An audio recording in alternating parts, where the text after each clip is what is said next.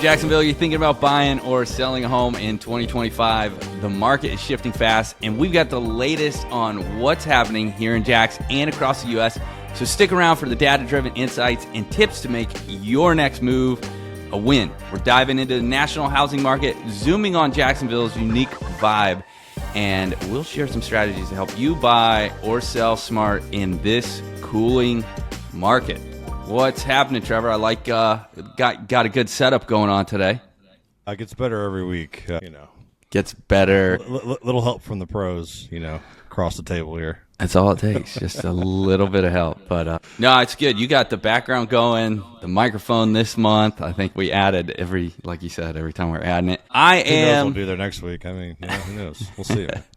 So what do we got going on today? We got a couple things. We'll keep it short and sweet for you, but basically we want to go over some national trends, buyer-friendly markets, mortgage rates, and why prices won't crash. I've got my notes here. We're going to focus on Jacksonville, the cooling market, rising inventory, and hot neighborhoods. And then at the end, we got some actionable advice for both buyers and sellers, plus 3 must-read articles to back it up. So hit that subscribe button, drop a comment if you're buyer or seller. Let's get into it. U.S. housing market in 2025 is cooling but not crashing. Let's break down that big picture with some fresh data. The first thing we got is this map from Lance Lambert. He's somebody I follow on X. And we got this housing market continues to become more buyer-friendly, but not everywhere at the same price. But at the end of June 2025, 10 states were above pre-pandemic 2019 active inventory levels. Those states do include Florida, as well as Arizona, Hawaii, Nebraska. So kind of like seems to be all over the place. But those are pre-pandemic 2019 levels of inventory. However, if we look at that map in the Northeast, it's like they've got a shortage of inventory. They can't keep a house on the market. It's kind of like what we had in 20 and 21. But now it's inverse. So even though locally down here you feel a little bit like, man, there's tons of houses, nationwide we're still under those numbers. And we back that up with this Altos research that shows we've got 30% more inventory than we did last year, but we're still well below. We're about 200,000 homes below. When I read that actual article, it lists some dates. June 2019, we had 1.2 million active listings. Then we dropped down in 2020 to 870 and all the way down to 492 in 2021. So less than half a million listings in 2021, which is just insane. And that created so much demand. And we've been steadily coming up, and we're finally up over 1 million listings. But still, we went through 1, 2, 3, 4 years, and now we're on our 5th year of below the normal level of inventory, and that's kind of why your prices are still up there. We did see an increase in mortgage apps, so potential for some activity coming up, huh? Yeah, definitely. I mean, I do think about the market and, would I rather be in a market that has high rates and, no inventory, or would I rather be in a market that maybe has a little bit higher rates that have been coming down, but there's a lot of inventories?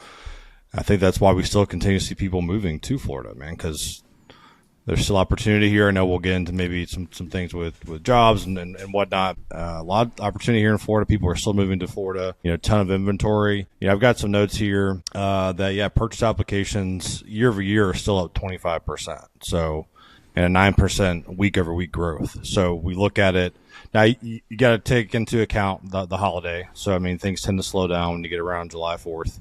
Just kind of naturally. But week over week, we're still seeing a 9% growth over year, 25% growth. I think people are, again, adjusting to this market. Yeah, what do we got for rates today? Yeah, so rates, it seems to be unlikely they're going to reduce them here in July, but there is anticipation that they may have a drop coming in September. So we're still dealing with a lot of the inflation stuff, so I think there's still hesitancy to have them be reduced. But with that anticipation, we talked about in previous episodes, rates are anticipatory, meaning that when there's news they might reduce them, then they tend to come down. That's why you got to kind of keep your ear close to the ground, be talking to your lender, because when the time does come and there is a nice drop, it might be the time you want to try to take advantage. So we do anticipate maybe the rates will announce a rate drop in September, which again could lead to lower rates sooner now. Yeah, we've got this article from CNBC that we're going to have linked. Most Fed officials see rate cuts coming,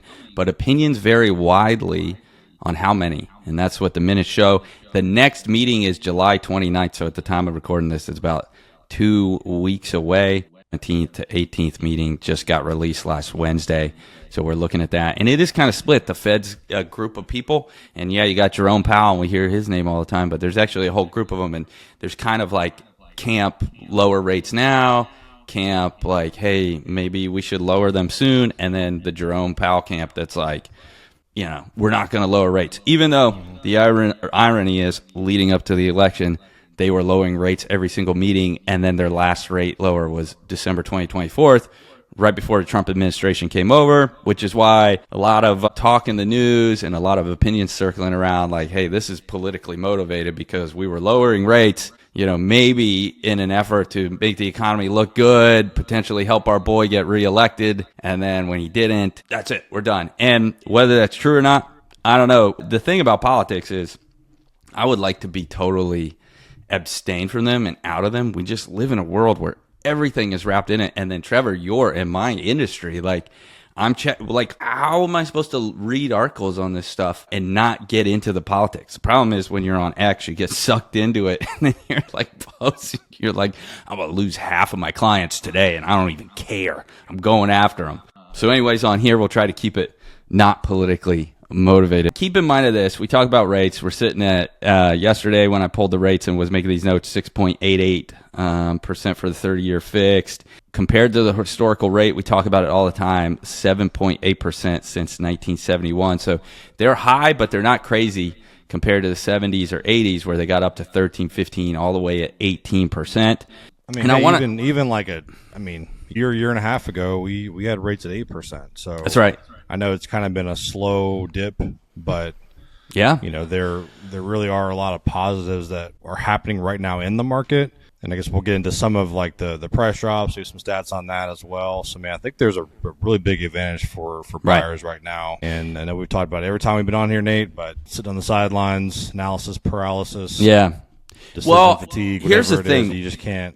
We're coming out of this time, you know, we just read those numbers where there was such a low inventory that created such a frenzy. And I know we've been kind of saying, hey, we've shifted to a buyer's market, and I've said it myself, and there's a lot of realtor information, but really we're sitting at like a 4.5 months supply of inventory. We're going to talk about that, but we're really in a balanced market. But this balanced market feels like just because we were in such a strong seller's market for so long. So we're not even to that desperate part. And it is tough because I have clients who they sat on the sidelines for years, or maybe the time just wasn't right for them. And then they call and they're like, hey, let's list my house. And then when their house isn't selling in the first weekend, they're like, I have so much anxiety. Is this okay? And I'm like, yeah, man, average days on market is like, 60 to 120 days, depending on which neighborhood you live now.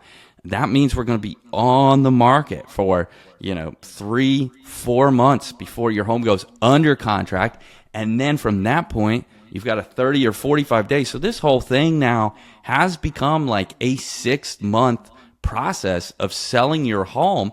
And guess what? That is a balanced market. It's not a market where your home's not selling. It's just a market where it's not selling in one day like it was, which was such an unhealthy market. Moving on to price outlook, 40% of homes are lowering their price. So I kind of thought this the other day. I was like, I went and toured some houses for some folks, and they were long distance. So when they're long distance, I get my like camera out. I took 40 gigabytes of like 4K video of 3 houses. And I mean, I look at every little like mark on the baseboard and the carpet, the stains, and these houses, you start looking at them and you're like, who thought this house was ready to go on the market? Did they even attempt to sweep the place? Did they even dust the blinds? And so that's either a fault of their own or also their agent who's not coming out and telling them these things. I've got some clients, we've got a house hitting this weekend, but I was like, you got to get an ozone cleaner. You got to purify the HVAC. You've got to change the filters. You need to dust the blinds. We've got to go along with a toothbrush, clean the baseboard. Like, this is how a house should be presented. And the reason in the resale world is because you've got the new construction out there, and we live in it. If you lived in the Midwest, you don't have all this new construction stuff, but here we've got it all. And so I can go show 3 resale homes, and these people are trying to sell their home for the same price as the builder down the street who's buying the rate down, who's got a brand new home with all these warranties, and they didn't even bother to dust or mop the floors. And you're like, how do you think this place is going to sell? So maybe it's not that your home's overpriced. It just sucks. I don't know. I think first impressions are everything. You walk into a house, and I don't know what the stats are, and this is kind of shooting from the hip, but I feel like you can win or lose somebody, or maybe most people, the minute they kind of walk through the door. And there are other things that could cause that, but we sometimes we'll follow things like on Zillow, peeking at things for fun. We live here in St. John's and own a house, and maybe looking to move. 6 kids, so we're probably in a bigger house at some point. So just for fun, we like to look, but some of these houses have like 7 types of floors in it. Yeah, and, you got like, again, haven't dusted or taking the time to get the house prepared, and you're in a market that you have to be prepared. Days on market is longer. You're really adding to those days on market. Not to mention price cuts that will be happening. And I think this particular house was listed somewhere around $850,000, and it's now at $700,000, and I think going down. So I mean, there are also some steals out there. If you have money to renovate, I mean, there are types of loans you can get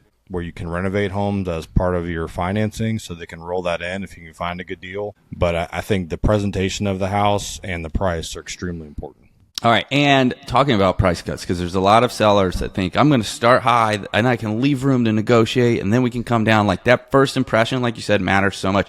And let me tell you, a true experience. This really happened to me recently. I work with a lot of Navy buyers, and these Navy buyers who are on orders here so far this year, I've worked with 2 from Spain, 1 from Hawaii. I've got 1 coming in from Belgium. I have 1 from Japan, Virginia, so all over the place. So I've got it. I've got the system down for this long distance purchase thing, so that when they show up, they have somewhere to live. When I'm out showing them homes, a lot of them, obviously, they're kind of the same type of person. They've got a similar personality. They're not all exactly the same, but similar wants, similar needs, and they kind of have a fixed pay. So they're all kind of looking in the same parts of the city because I've got to be so close to my work. I've got to be right. So they fit in this category. So I've got some searches saved specifically, depending on what they tell me. And I was out earlier this year looking for 1 couple, went and toured a bunch of houses. Then this couple recently, we narrowed it down to a list of the 4 homes that we want to go see. Boom, 1 is on the list that I toured 2 months ago with the other buyers. I'm able to speak to these houses like, hey, this house. And so when it came to this house, and I'm like, hey, I've been in this house before. And they're like, oh, you have? How? And I'm like, well, I go out and show, and I explain the process to them like I just did here. And they were like, well, why is it still on the market? And the simple answer is, well, it's overpriced. And you know what their response was? Take it off the list. That's the mentality of the buyer. They don't want to waste their time. So if you're a seller that's sitting out here overpriced, buyers are saying no to your house without even looking at it. And it's a good house. It's a clean house. It's got a nice roof. It's on a pond. It's on the waterfront. It's not a bad house, but it's overpriced. And after being on the market for 4 or 5 months overpriced, the buyers are like, why waste our time? The seller's wasting their time. I don't want to waste my time. Let's go look at some they think homes. They're getting an inferior product, at that point, whether that's true or not. They can feel that way for sure. And like, that's the first thing I think when it's like days on market. It's been on days for 185 days. You're like, well, what's wrong with it? You gotta have a fair price up front. Yeah, gotta have a fair price. Let's look at this. And why is the crash not coming? So this price outlook, Freddie Mae is still predicting homes to appreciate 0.6%. This year in 2025, NAR says 2%. We're still got to increase. Some have flopped to, a negative 1%. But don't forget, we had 30% increase 2 years ago. So coming down 1 or 2% is not like a killer. It's not eating into your equity. We're just normalizing. But no crash is coming. But more inventory and longer days on market mean buyers have more leverage this year. I've got a Housing Wire chart, which is pretty interesting. It shows foreclosures and new bankruptcies are still below pre-pandemic levels. It shows foreclosures and bankruptcies, and it goes back to 2006 because a lot of people, when they see this inventory, which we don't even have a normal level of inventory, but for some reason, because we came out of this, and I feel like I'm talking in circles combating this idea, because there are a lot of doomers out there. They just love it. They just love to doom. And it's like, hey, do you understand? Everybody's sitting on 70 to 100,000. Like, nobody's upside down on their house. So if I lost my job, if you lost your job tomorrow, most of us who owned a house pre-pandemic, and like I meet with them and they've got 50, 60, 70, $100,000 equity in their house. Like if they lost their job, they're going to be okay because they're not upside down. They're able to get out of it. And what people don't realize is in the early 2000s, people were upside down. They were selling their houses for less than what they owed the bank.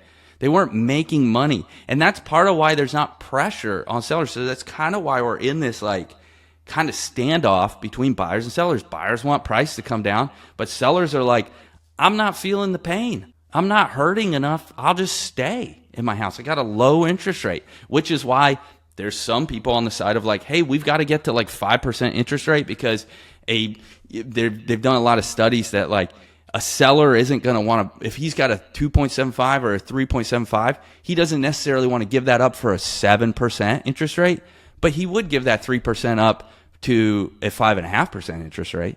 Just below 6. There's a lot of studies that show it would help you out. But this chart that we're going to post up here, new bankruptcies still really low. Look at it for yourself. And listen, this is single family homes, and this is important because people will post these charts that like foreclosures are way up or whatever. And then if you read the fine print, it's like commercial properties or it's like apartments owned by some corporate. And listen, those people trade and deal with that stuff all the time. In fact, if you get into commercial real estate, landlords love vacancy rates because that's how they write off. And I'm not talking like me, a local landlord, but a corporate landlord that owns a place that like a Home Depot's in, or like on Atlantic where Target, Kmart closed up like 10 years ago.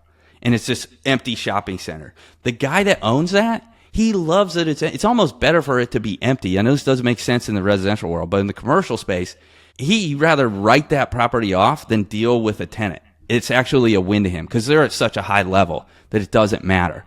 And what happens is someone will post that chart about commercial vacancy rates and try to relate it to residential, and they're just two totally different things. Yeah, one more takeaway on the market crash and, why we won't crash again. Understand is they just think like, the market crashed because it just crashed in 2008, and we don't really know why, but the main reason that it crashed.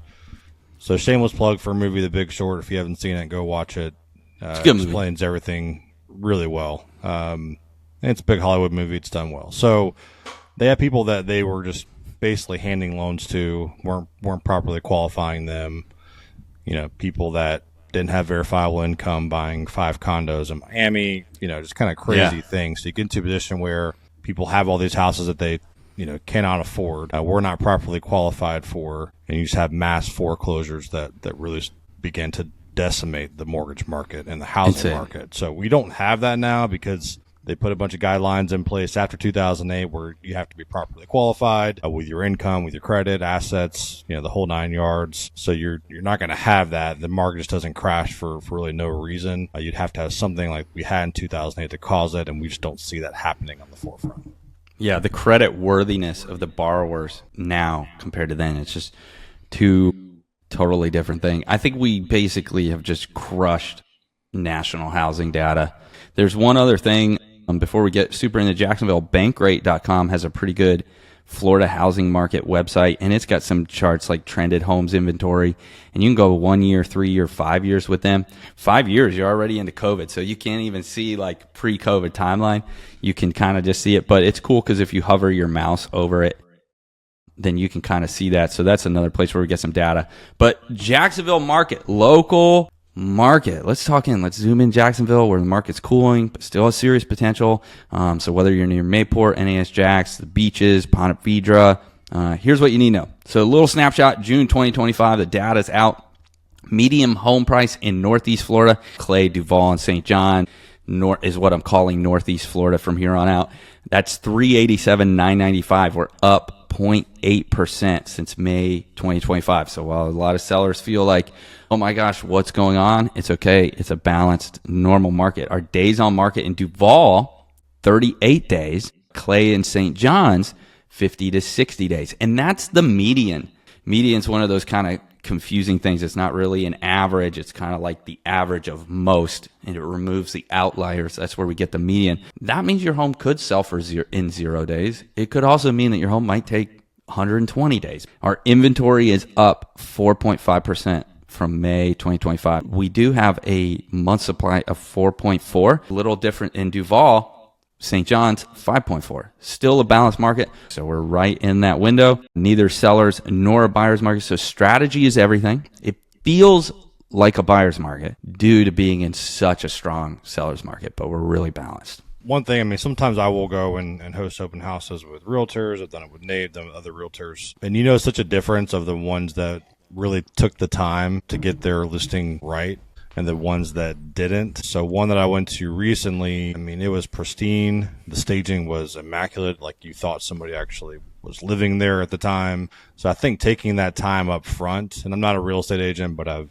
been around it enough to understand some of these things, but taking time up front can save you a lot of time on days on market. So if you took 30 days to get it ready, then I would think that might be under contract a lot faster than if you're just like, hey, let's just throw it up. You know, we're not going to take the time to get everything ready and all the details. It makes a huge difference and can make a huge difference in price as well. So that's kind of my 2 cents on that. Really for home buyers right now, just a few notes I had here. You're not alone. Demand is up. Be prepared to act quickly, especially as listings remain tight. Look for price cuts. With over 40% of homes seeing reductions we talked about, deals may be emerging for patient buyers. Yep. And I'll piggyback on that as well. Not only patient, but it's your advantage. I mean, take a shot. Ask for the farm. You never know what they may come back for. I mean, I've got people that are giving $30,000-$40,000 off price and concessions. You know, if you think, well, it's just too high for me right now, what does that cost you if you get into a competitive market and you can no longer ask for price cuts? You can no longer maybe ask for concessions. What kind of savings difference is that then? So I really consider those things, because we've said a million times, well, you can refinance, but you can't go back and get those incentives that are available in a market like this. So really think about that. And rate watch is key. A modest dip in mortgage rates could open up new affordability for you. Stay in touch with your lender. And there are very creative ways that you can really take advantage of this market, you know, for buyers. So one is something that we do called temporary buy downs. It's where a seller can pay for your payment to be lower for a couple of years. I'm doing a lot of those right now.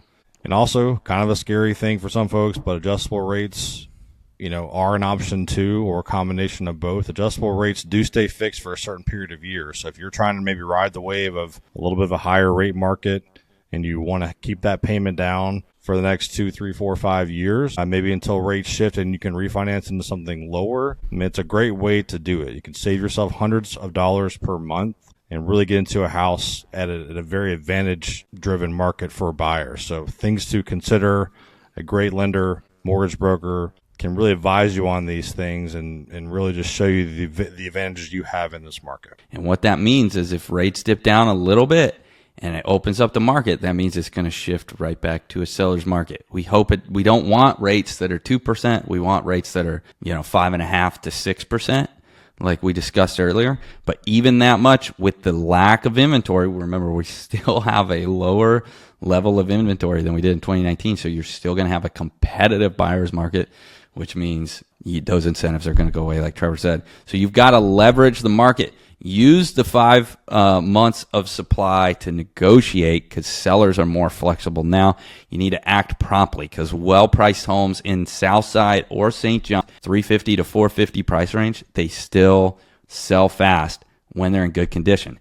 They go quick. I just lost one with a buyer last week even new builds. It seems like, hey, you hear all this news. Builders are sitting on 9 months supply of inventory, this, that, the other. And yeah, they've got a lot of inventory in their neighborhood, but on a lot that's got a big yard, on the preserve, not next to any neighbors, that home in that neighborhood, when the builder puts it up, it's going to disappear quick. So you've got to act quick. If you want to buy a home without blowing your budget, head over to riggsgroupfl.com, how to buy a home without blowing your budget. I've got a blog there with a lot of tips, so a ton of information. We'll post a link to that. Sellers, kind of the same stuff, right? Price your home competitively. Don't overprice it. Buyers are pickier. And if they're working with an expert agent who's out and can just, a lot of the homes that I see on the market, because they're there and I work with a lot of buyers, I'm able to speak to those homes before we even go in them. And simply telling a buyer, well, it's a little overpriced, is enough for them to take it off the list, because they'll go work with a seller who's putting their best foot forward and showing that they're serious. Maximize your marketing. You need professional photos, virtual tours, highlighted upgrades, all of that stuff. When we work with sellers, I'm not taking a video on my iPhone. I'm hiring the best videographer and photographer in town to highlight your property. My team is drafting a feature sheet. It's shared publicly with the house. We're doing 3D tours.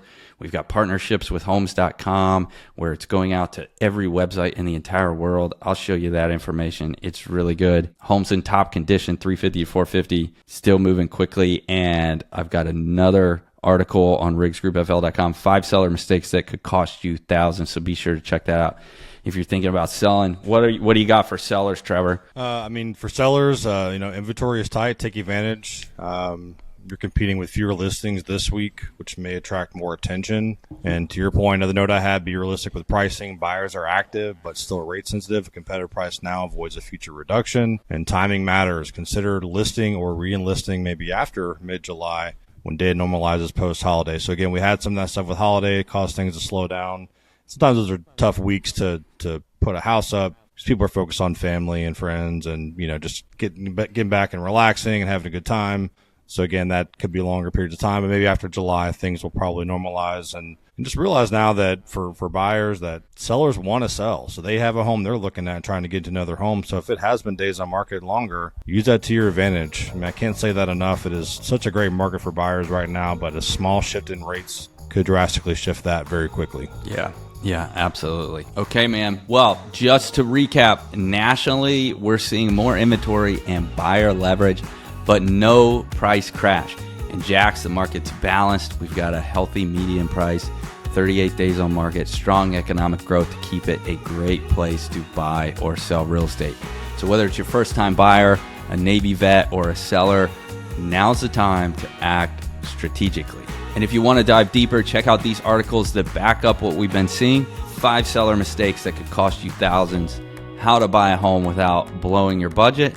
And check out Bankrate. It breaks down Jacks' affordability and why it's a buyer's opportunity in 2025. All the links are going to be in the description. Read these to stay ahead of the curve.